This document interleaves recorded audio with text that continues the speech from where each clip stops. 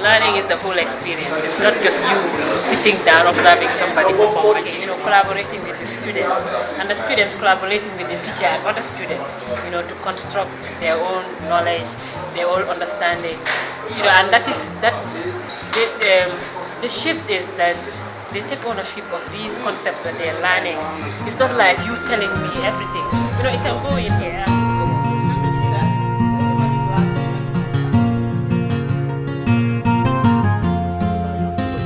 I'm in Gambia, and I was a teacher in the United States, and I'm a Peace Corps volunteer here, working with the Ministry of Basic and Secondary Education. The year exams of the schools that involved. But I would say that quantitatively we don't know yet, but qualitatively, if you're in a classroom and you're watching the interaction between the students and the teacher, and it feels very different than method of teaching science. It's completely different from the traditional method we're used to. The method has proven to be more successful, and it's observing children generally.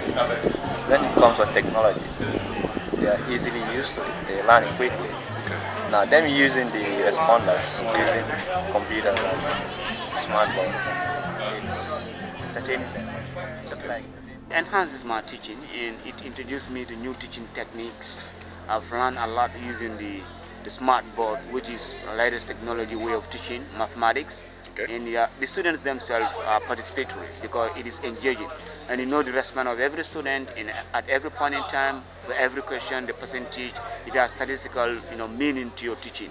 Okay. Yeah. So I've taught endorsement courses in the United States, I've taught the physics endorsement course in the Gambia, and right now I'm working with our Gambian trainers as they're training their first group of physics teachers. The technology is really what ties everything together. It enables this rapid paradigm shift of a different type of teaching and learning because it's the vehicle that the curriculum is delivered through, and then those responders are just crucial for getting that immediate feedback from the students. It's fun for them to use the responders. It's like a game, and it helps the teacher teach reflexively. So the technology is the piece that really ties who are used to teaching in a very traditional manner, more of a lecture style, and we're trying to change their mindset to think about, instead of what they're saying, how they can facilitate the students' learning. And we're using the exact same methods that we use in Jersey, very natural to the teachers here. The culture here is a very social culture. So to switch to having a classroom structure where people are working in small groups and discussing and debating answers with each other has actually been a very natural progression for them. And the nice thing is a lot of them are learning the physics content for the first time, so they experience it from a learning perspective.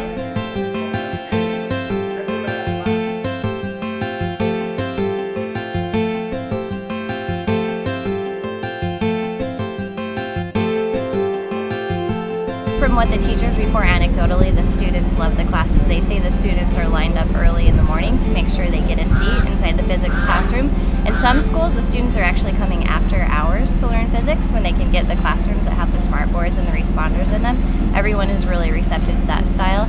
And the data that we've gotten from the students so far is very encouraging. They're doing very well. How important is the technology? Engage more with the content or the new concept they're being introduced to. In that sense, they learn more than you would have ever imagined, with you controlling every aspect, telling them, spoon feeding them everything. So that's the beauty of it.